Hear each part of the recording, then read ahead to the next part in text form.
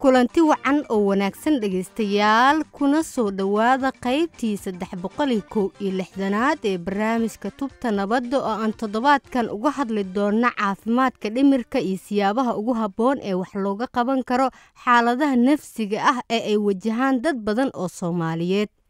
sanad walba 10 bisha Oktoobar waxaa adduunka oo dhan laga xusaa maalinta caalamiga ah ee dhimirka iyadoo halkudhiga sanadkan ee maalintan uu yahay caafimaadka maskaxdeennu waa xuquuqdeenna. caafimaadka dhimirka ayaa waxaa lagu tiriyaa inuu yahay xuquuq guud oo dadka oo dhammi wada leeyihiin iyadoo qof kasta oo bani aadamahi uu xaq u leeyahay inuu helo caafimaadka ugu wanaagsan ee dhinaca dhimirka iyo helitaanka daryeelka caafimaadka dhimirka. waxaa muhiim ah in la hagaajiyo aqoonta ku aadan caafimaadka dhimirka islamarkaana kor loo qaado wacyiga ku aadan caafimaadka dhimirka. haddii uu qofku wajaho xaalado la xiriira dhinaca dhimirka ma ahan taasi inay noqoto mid uu ku mutaysto takoor amaba faquuq iyo in laga dhex saaro bulshada. colaadda dabada dheeraatay iyo falalka argagixiso ee dalkeena Soomaaliya soo maray waxa ay horseedeen dhibaatooyin fara badan oo la xiriira caafimaadka dhimirka. sababaha keena xaaladaha dhimirka ayaa waxaa kale oo iyaguna ka mid ah shaqo la'aanta, burburka qoysaska iyo sidoo kale isticmaalka noocyada kala duwan ee maandooriyeyaasha.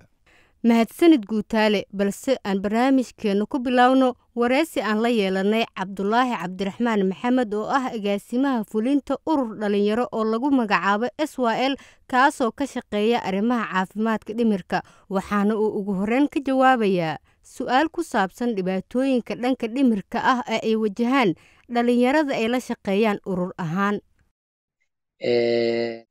waxaa jiro waxyaabo la xiriira caafimaadka dhimirka oo duruufaha nolosha ay qofka ku keenaan sida shaqo la'aanta, amni darrada iyo cabsida faraha badan, cunsuriyadda iyo faquuqa iyo qofka inuu dareemo inuusan bulshadan dhexdeeda muhiim ka ahayn ama awood ku lahayn. waxaasoo dhan waxay qof ku keenaan inay kalsoonidiisii shaqsiga ahayd ay hoos u dhacdo oo wax la xiriira caafimaadka maskaxeed waaye. bulsho ahaan bulshadeena Soomaaliyeedna caafimaadka jirka iyo xubnaha kale ayay aad uga hadlaan ama uga warwaraan ma ogiye caafimaadka maskaxda aad looma hadal hayo.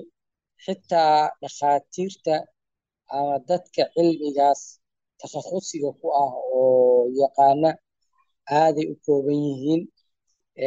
waa mushkilad weyn oo bulshada Soomaaliyeed haysata gaar ahaan dhalinyarada oo siyaasadda qaran ee sanadkan 2023 xukuumadda federaalka ah ay meel marisay. waxaa ku xusan 80% wax ka badan bulshada Soomaaliyeed inay da'da 35 ka yar yihiin. nambarkaas aadka u badan oo bulshada ka tirsan waxaa haysata dhaqaale xumo aad u ballaaran, shaqo la'aan ku kalifaysa inaysan caafimaadkooda daryeelin. maxay yihiin dhinacyada aad xoogga saartaan? maxaadse nooga sheegi kartaa caqabadaha caafimaadka dhimirka dhalinyaradu ay wajahaan ee aad wax ka qabataan? anaga aad waxaan xoog u saarnaa caqabadaha ka dhasha cadaalad darrada bulshadeena ka dhex jirto oo aad ku baahsan oo qofku ku abuurta kalsooni darro, in self esteemkiisii ama kalsoonidiisii qofeed inay hoos u dhacdo, in dhalinyaradu ay cabsi ka qabaan inay fikirkooda gudbiyaan oo ma aragtay anxiety baa la dhahaa. waa in qofku uu dareemo inuu kelinimo noolaado, fikirkiisa la aamuso, isagoo hadduu hadlo af kala qaado laga yaabee inuu wax weyn soo kordhin lahaa. waxyaabaha ka dhasha shaqo la'aanta oo kale, waxaa kasta qof dhalinyaro ah oo faradhidid qaba. faradhididkaas waxaa laga yaabaa xaalad aan caadi ahayn oo maskaxdiisu dareemayso inay ku timid oo aysan ahayn wax iska caadi ah oo iska yimid. waxaa laga yaabaa inuu qofkaas warwar badan dareemayo, inuu shaqada isagoo jooga cabsi ka qaaday in shaqada laga tiri doono inuu si u faranaxo u bakado in ma aragtay qofkii dhallinyarada ahaa dhallinyaradii kale uu ku dhex jiray inay ku dhahaan hadallo oo ma aragtay dhib ku ah maskaxdiisa mar walba oo dhallinyarada soo dhex galo inuu dareemo inuusan dhallinyaradii ka mid ahayn oo xoogaa ay dadkan uu ka hooseeyo ama ka fakrisan yahay ama mushkiladaas waxay keenaysaa marka qofkani inuusan is ogeyn laakiin maskixiyan uu dhaawacmay. cabdulaahi ururkiina wuxuu la shaqeeyaa xarunta caafimaadka maambile ee magaalada Kismaayo. haddaba maxay tahay faa'iidada qaabkan wada shaqeyneed? xarunta caafimaadka dhimirka ee maambile waa xarun uu waddanka ka sameeyey gaar ahaan magaalada Kismaayo dhakhtar ka yimid dibadda oo qurbo joog ah dabcanna caafimaadka dhimirka aad u bartay. marka waxaan u samaynaa kulamo dhakhtarka iyo dhallinyarada isku arkayaan oo uu dhakhtarka uga sheekeynayo muhiimadda caafimaadka dhimirka uu leeyahay. bulshadeenna waxay ka fahamsan tahay inuu khalad tahay maskaxda oo qaybtii ugu waxtarka badnayd bini'aadanka ah in la daryeelo wadooyinka loo mari karo haddii qof dhallinyaro ah uu mushkilad xagga caafimaadka maskaxda la xiriirta uu la kulmo inuu dhakhtarka booqan karo meesha ku booqan karo. qoysas badan oo tiiraanyo la noolaa jiro qofka dhallinyarada ah inuu isaga iyo qoyskiisaba ay doonan karaan caafimaadka maskaxeed oo sida caafimaadka jireedba loo raadiyo mid maskaxeed inay dadku dalban karaan oo ay dhihi karaan maskaxda dhibkaasaa naga haysta waxaasaan dareemaynaa. marka waxaan rabnaa inaan marnaba la dhayalsan caafimaadka maskaxda dhallinyaraduna ay noqdaan kuwii isbeddelkaas horseedi lahaa. cabdullah ugu dambeyntii maxaa talo ah oo aad siin lahayd dhallinyarada laga yaabo inay u baahan yihiin taageero caafimaad oo dhinaca dhimirka ah? horta dhallinyarada waxaan ugu baaqayaa inay ogaadaan maskaxda inay ka mid tahay jirka bini'aadanka oo loo baahan yahay sida xubnaha kale ee jirka looga fakaro in looga fakaro. weli waxay sii dheer tahay maskaxdu waa qaybta ugu muhiimsan qofka bini'aadanka ah xubnihiisa. waa meesha qofku inuu wax soo saar yeesho hindise yeesho wax soo kordhiyo si kastoo jirkaaga kale uu caafimaad u qabo wax soo saarkaagu hoos buu dhacayaa. marka dhallinyarada waxaan ugu baaqayaa horta in maskaxdooda ay la socdaan caafimaadkooda maskaxeed sida ay ula socdaan caafimaadkooda jireed. aad buu u mahadsan yahay dhegeystayaal. kaasina wuxuu ahaa cabdulaahi cabdiraxmaan maxamed oo ah agaasimaha fulinta urur dhalinyaro oo lagu magacaabo SYL kaasoo ka shaqeeya arrimaha caafimaadka dhimirka. welina dhegeystayaal waxaad la socotaan barnaamijka tubta nabadda oo aan toddobaadkan ku eegayno xaaladaha caafimaadka dhimirka iyo siyaabaha ugu habboon ee wax looga qaban karo xaaladaha nafsiga ah ee ay wajahaan dad badan oo Soomaaliyeed. hase yeeshee dhegeystayaal aan markan u gudubno waraysi aanu la yeelanay doctoreso idil caawil cilmi oo ku takhasustay cilmiga nafsiga kana howlgasha xarunta caafimaadka Dawaruux waxaana ay ugu horreyn ka jawaabaysaa su-aal ku saabsan fahamka dadka Soomaaliyeed ee caafimaadka dhimirka.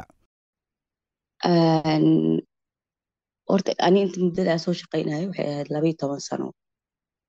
bilowga hore aada u liitay fahamka aan ka heysano cilmi nafsiga ama xanuunada nafsiga laakiin haddeertaan aaday uga gedisan tahay. waagi hore waxaa laga yaabay in cilmi nafsi markii la maqlaba loo heystay wax quseeyo dadka waalan keliya amaba aysan jirin xanuun nafsi oo qofkaas oo caadi ah oo noloshiisa wato oo xanuun nafsi ku dhici karo laga daawoobi karo. halka ay markaas u haysteen xanuunada nafsiga dhan oo dadka ku dhaco inay tahay wax qofka oo uga imaaday dhankan oo xanuunadan oo ama jinni inay tahay ama sixir ama qumayo waxyaabahaas inay yihiin u aaminsanaayeen. laakiin haddeertaan sanadahan dambe qaas ahaan COVID-19 kadib waxaa dareemayaa inay jirto horumar aad u ballaaran oo soomaalida ay ka haysato xanuuno nafsi inay jiraan, inuu jiro dhakhtar oo nafsi iyo in laga daawoobi karo xanuunada nafsiga. maxaa marka laga qabanayaa kor u qaadista wacyiga caafimaadka dhimirka si meesha looga saaro fikradaha qaldan ee laga yaabo in dad fara badan oo Soomaaliyeed ay ka qabaan caafimaadka dhimirka? Horta wax walba haddii la rabo in la ogaado ama sare loo qaado ama la bedelo wax hore loo aaminsanin oo la rabo dadka in la aaminsiiyo, waxa ugu horeeya horta markasta qasab ay tahay in la sameeyo waxaa wacyigelino, hadday ahaato dhanka iskuulaadka, hadday ahaato dhanka meediyaha ama warbaahinada ama baraha bulshada, amaba hadeertaan waxyaaba aniga badanaa aan sameeyo shaqsi ahaan oo tababaraha hadday ahaan lahayd kuwa oo ku sameynaya barnaamijkayga iyo qaaska ah oo Somali Smile Program, amaba aan ka daynayo bartayda oo baraha bulshada ololeyn in la sameeyo oo dhanka iskuulaadka laga soo galo, maadaama ay ardayda ay hadeertaan u fududaan karto hadday iiga fahmaan inay fahamsiiyaan eheladooda iyo marka dadkaas iyaga kusii xiran. Marka waxaa aniga sida iila muuqato mar walba waxaa qasab horta inuu jiro wacyigelin markaas oo xad lahayn. maxaad ka xusi kartaa halisaha caafimaadka dhimirka ee ka jira Soomaaliya? Runtii Soomaaliya halisyo badana ka jiro oo dhanka dhimirka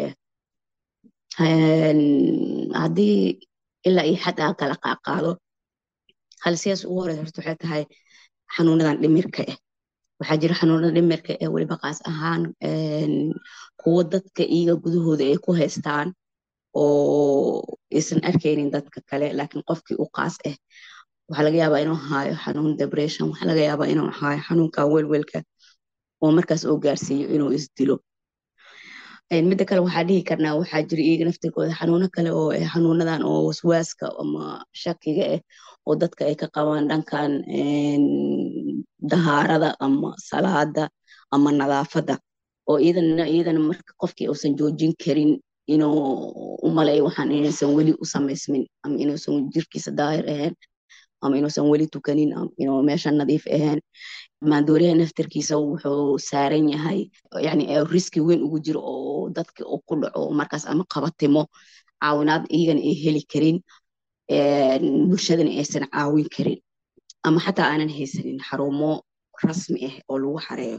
yani halka dhaqan celintii ugu xareynayno qofkii ama la jir dilaayo ama la xirxiraayo aysan ahayn meeshii uu ku toosi lahaa. midan kale waxaa jiro kuwa iidan riski lagu jiro, waxaa laga yaabaa qofkii in ama uusan isdilin ama meel lagu xirin laakiin oo toos u galo waali. marka riskiyada horta ugu weyn haddaa isku soo qabto oona saaran waxay tahay mar walba waxaa eeda saaran qofka xanuunka hayo, haddii la caawinayona sida la rabo ma loo caawinayo, ama dhimasha imaan karto ama qofkiina waasha imaan karo. ugu dambeyn idil, heer intee leeg ayuu gaarsiisan yahay wacyiga bulshada Soomaaliyeed ee ku aadan in qof kasta uu xaq u leeyahay in laga ilaaliyo halis kasta oo dhinaca dhimirka ah iyo in uu helo daryeel caafimaad oo habboon?